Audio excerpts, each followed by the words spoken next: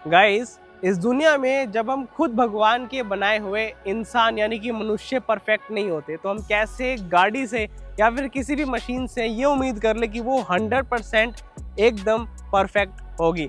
आज मैं गाइस इस बात को गाड़ी के कॉन्टेक्स्ट में कहना चाहूँगा।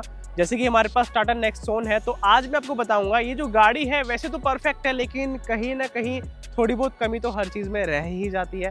तो आज मैं आपको बताता हूँ इस गाड़ी में कौन सी ऐसी कमी है जो मेरे को इस गाड़ी को खरीदने के बाद पता लगी और क्या चीज़ जो है आने वाले टाटा नेक्सॉन में ज़रूर इम्प्रूव होनी चाहिए। तो चलिए गाइस शुरू करते हैं आज की वीडियो। मेरा नाम है साहिल, आपका इस चैनल के ऊपर बहुत बहुत स्वागत है। बिल्कुल नया चैनल है हमारा और हाई क्वालिटी ऑटोमोबाइल से रिलेटेड वीडियो सारी इस चैनल के ऊपर आती हैं। तो अपना प्यार दें और इस चैनल को सब्सक्राइब कर लें।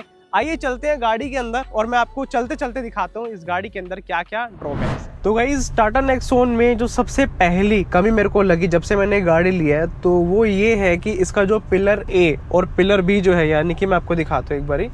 यहाँ पे जो पिलर ये वाला ए है और वो जो पिलर बी है, ये दोनों पिलर इतने ज़्यादा थिक हैं, मतलब ये इतने ज़्यादा मोटाई में हैं कि इसके पीछे कई बार ब्लाइंड स्पॉट बन जाता है। मतलब मान लीजिए कोई बाइक वाला जा रहा है, कोई स्कूटी वाला जा रहा है, तो वो इसके पीछे कई बार दिखाई नहीं देते, स्पेशली टर्न करते वक्त।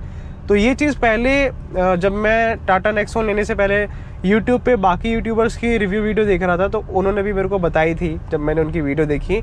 बट मैंने उस टाइम पे इस चीज़ को निगलेक्ट किया था कि चल छोड़ यार, छोटी मोटी चीज़ होगी, लेकिन एक्चुअल में बहुत ज़्यादा थिक है। जो मुझे लगता है कि आने वाले टाटा नेक्सॉन में इसको और पतला करना चाहिए या फिर इसकी जो प्लेसमेंट है थोड़ी सी आगे या फिर पीछे करनी चाहिए, जिसकी वजह से थोड़ा सा ये जो एरिया है ना ये कम ब्लाइंड स्पॉट बनाए।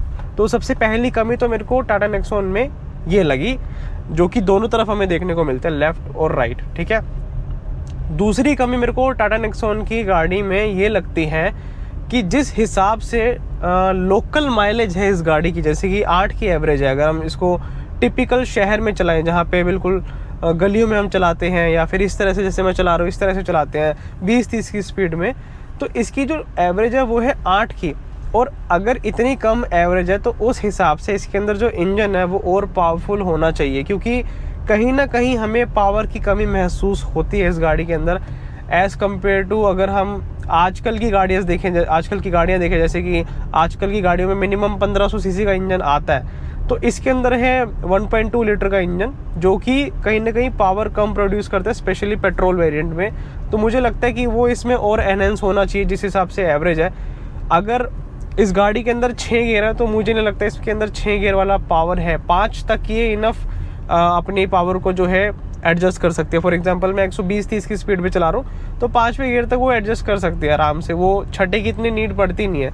तो यहाँ पे पावर की मेरे को जो है एक मेजर कमी लगी इस गाड़ी के अंदर, क्योंकि मैं इसके अलावा मारुति सुजुकी की सियाज चलाता हूँ डीजल मॉडल, जो इससे ज़्यादा पावरफुल है और वो भी 1200 इंजन है, लेकिन 1200 सीसी इंजन है, लेकिन उसके अंदर जो डीजल इंजन है उसकी वजह से उसकी पावर ज़्यादा है। तो मुझे ऐसा लगता है जब आने वाली टाटा नेक्सॉन है उसके अंदर जो पावर है वो ज़्यादा होनी चाहिए, सीसी ज़्यादा होनी चाहिए और ओवरऑल जो लोकल एवरेज है वो भी थोड़ी सी बढ़नी चाहिए। तीसरी कमी मेरे को इस गाड़ी में ये लगी, जो बैक कैमरा है ना, जिससे हम देखते हैं कि पीछे गाड़ी लग तो नहीं रही। जब बैक कैमरा रिवर्स गियर लगाते हैं, बेसिकली बैक गियर लगाते हैं, तो उसकी क्वालिटी आई थिंक थोड़ी सी और हाई होनी चाहिए। मेरे पास टाटा नेक्सॉन का क्रिएटिव मॉडल है और इसके अंदर जो बैक कैमरा की क्वालिटी में उससे इतना सेटिस्फाइड नहीं हूँ और समटाइम्स वो लैग भी करता है। मतलब ऐसा नहीं है कि वो हर वक्त ही ऑटोमेटिकली अगर मैं बैक गियर लगा रहा हूँ तो तुरंत आ जाए, समटाइम्स लैग कर जाता है, बीइंग वेरी ऑनेस्ट। लेकिन हाँ 10 में से 7 से 8 बार तो चल जाता है, 1-2 बार ही लैग करता है, जो कि जायज़ है। बट मेरे को उसकी क्वालिटी में थोड़ा सा कॉम्प्रोमाइज़ लगा। मुझे लगता है इसकी क्वालिटी और बेटर होनी चाहिए थी, क्योंकि अगर मैं इसको अपनी 15 साल 10 साल पुरानी गाड़ी से कंपेयर करूँ जो मेरे पास सियाज गाड़ी है, हाँ अगर मैं उससे कंपेयर करूँ तो 19-20 का फ़र्क है, कैमरा क्वालिटी में बहुत ज़्यादा फ़र्क नहीं है। तो मैं अगर 2024 या फिर 2025 के हिसाब से देखूँ गाड़ी को, तो मुझे लगता है कि इसके अंदर जो बैक कैमरा है वो स्ट्रॉन्ग करना चाहिए।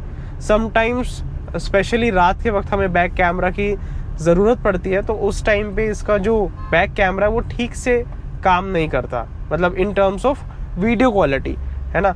बाकी सेंसर तो ओके रिपोर्ट है, सेंसर में कोई प्रॉब्लम नहीं है, वैसे मैं सेटिस्फाइड हूँ। लेकिन हाँ एरिया ऑफ इम्प्रूवमेंट की बात करें तो बैक कैमरा जो है ना वो मेरे को लगता है और बढ़िया होना चाहिए, जिस हिसाब से हम प्राइस पे करते हैं। नेक्स्ट जो मेरे को कमी लगती है वो एक सब्जेक्टिव चीज़ है, जो मैं आपको कमी बताने वाला हूँ। हो सकता है आपको वो कमी ना लगे, हो सकता है आप सेटिस्फाइड हो, तो वो आपकी अपनी कॉल है, आपका अपना ओपिनियन है। लेकिन हाँ, जब मैंने मारुति सुजुकी की गाड़ी से टाटा नेक्सॉन पे शिफ्ट किया तो मेरे को सबसे बड़ी ड्राइविंग एक्सपीरियंस में कमी लगी गियर शिफ्टिंग की। टाटा नेक्सॉन की जो गियर शिफ्टिंग है वो इतनी ज़्यादा स्मूथ नहीं है एज़ कम्पेयर टू, अगर मैं लेट्स से मारुति सुजुकी की गाड़ी से कंपेयर करूं। इसकी गियर शिफ्टिंग मुझे लगता है और स्मूथ हो सकती है, स्पेशली जब हम बैक गियर लगाते हैं तो बैक गियर में प्रॉब्लम आती है। प्रॉब्लम भी क्या आती है, मतलब बैक गियर थोड़ा सा रफ लगता है।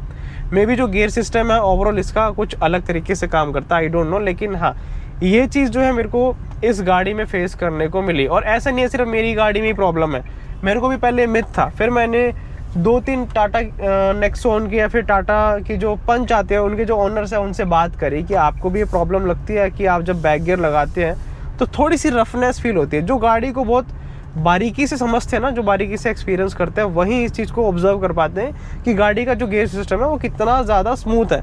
माइन्यूटली भी अगर आपको कोई फ़र्क नज़र आता है तो एक अच्छा जो ड्राइवर होगा वो अच्छे से इस चीज़ को पकड़ लेगा कि गाड़ी का जो गियर सिस्टम है वो कितना स्मूथ है। मुझे ऑलमोस्ट 8-9 साल हो गए गाड़ी चलाते हुए, और अपने 9 साल के एक्सपीरियंस से मैं आपको बता रहा हूँ कि गियर शिफ्टिंग में एक अच्छे ड्राइवर को पता लग जाता है कि गियर स्मूथ है या नहीं है। तो इसकी गियर स्मूथ है, नो डाउट, ऐसा नहीं बिल्कुल रफ चलता है। लेकिन हाँ, यहाँ पे एरिया ऑफ इम्प्रूवमेंट है कि आप, मतलब मैं एक्सपेक्ट करता हूँ कि नेक्स्ट नेक्सॉन जब आए ना तो उसके अंदर गियर शिफ्टिंग स्मूथ हो, और जो गियर है ना वो ज़्यादा लंबे ना हो। मतलब फर्स्ट गियर मैंने लगाया तो बहुत आगे तक जाता है, सेकंड गियर लगाया तो एकदम पीछे तक आता है।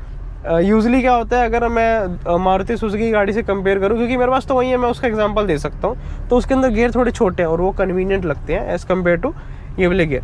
ज़्यादा शिकायत नहीं है, लेकिन हाँ, इसको इम्प्रूव किया जा सकता है, स्पेशली फर्स्ट गियर के बाद या कोई भी गियर के बाद अगर हम बैक गियर लगाते हैं, वहाँ थोड़ी सी रफनेस फील होती है। ठीक है, अब नेक्स्ट जो मिस्टेक कह सकते हैं, या फिर मिस्टेक तो नहीं कह सकते, ऑफ कोर्स ये मिस्टेक तो नहीं है, ये तो टाटा कंपनी की अपनी एक कॉल है, अपनी एक चॉइस है। नेक्स्ट जो मेरे को कमी लगी वो ये लगी, क्या आप में से बहुत सारे लोग जानते हैं जो टाटा नेक्सॉन का क्रिएटिव मॉडल है 2024, उसके अंदर TPMS आता था, यानी कि टायर प्रेशर मॉनिटरिंग सिस्टम, जिससे ये पता लगता है कि हमारे गाड़ी के टायर में हवा कितनी है। 2024 के क्रिएटिव मॉडल में ये चीज़ आती थी, लेकिन आज की डेट में अगर आप 2025 की टाटा नेक्सॉन क्रिएटिव मॉडल लेते हैं तो आपको वो चीज़ नहीं मिलती। आई डोंट नो उन्होंने ये रिमूव क्यों करी। अब आप क्रिएटिव से ऊपर वाला वेरिएंट लेंगे तो आपको वो चीज़ देखने को मिलेगी। तो मुझे लगता है यार, ये एक मतलब 2025 में जो टाटा नेक्सॉन ले रहे क्रिएटिव, उसके लिए नाइंसाफ़ी है। पहले तो दे रहे थे, अब नहीं दे रहे, और TPMS एक्चुअल में बड़ा काम आता है। तो मुझे ये भी एक मिस्टेक लगती है, फिर लगता है कि यार ये एक कहीं ना कहीं लूप होल है, जो ऐसा नहीं होना चाहिए। मतलब क्रिएटिव मॉडल भी एक अच्छा मॉडल है, मैं खुद यूज़ कर रहा हूँ, तो इसके अंदर TPMS होना चाहिए। हटाने, मतलब इतनी भी महंगी चीज़ नहीं कि आप उसको हटा के और प्रीमियम प्राइस पे बेचें। तो मेरे को ये चीज़ जो है टाटा नेक्सॉन में बहुत ख़राब लगी, बेकार लगी, कि ऐसा नहीं होना चाहिए था। अब नेक्स्ट जो मेरे को टाटा नेक्सॉन में कमी लगती है वो है बैक के जो सीट्स है ना, वहाँ पे जो सिटिंग एक्सपीरियंस है वो ख़राब हो जाता है सीट बेल्ट्स की वजह से। मतलब देखो, सेफ्टी होना इज़ वेरी गुड, सेफ्टी होनी चाहिए गाड़ी में, लेकिन अगर गाइस 3 लोग बैठ रहे हैं पीछे, वो भी अच्छे खासे साइज़ के, तो पीछे की जो सीट बेल्ट है ना, जब आप उसको लगाएंगे तो वो पीछे से चुभती है। मतलब हम यूजुअली क्या करते हैं, हम मोस्टली इंडियंस का बिहेवियर क्या होता है, हम सीट बेल्ट को बिना लगाए उसको बंद कर देते हैं। जैसे मान लीजिए मैंने सीट बेल्ट लगा रखी है ना, तो इसको मैं इस तरह से पीछे की तरफ लेके ऐसे बंद कर दूँ, ये इस तरह से, और फिर गाड़ी में बैठो ताकि सीट बेल्ट अलार्म ना बजे, है ना।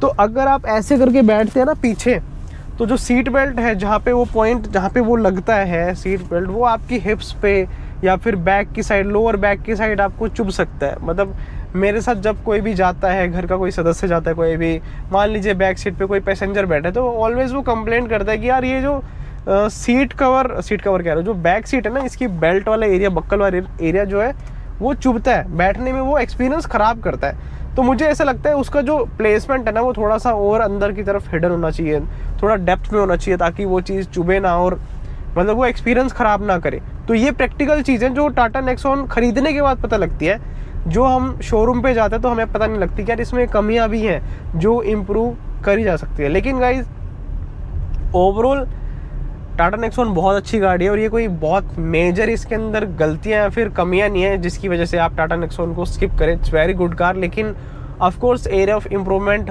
रखा होता है हर गाड़ी में कि ताकि आने वाली गाड़ी जो भी है, जो भी मॉडल है उसका, उसके अंदर उन चीज़ों को कवर किया जाए।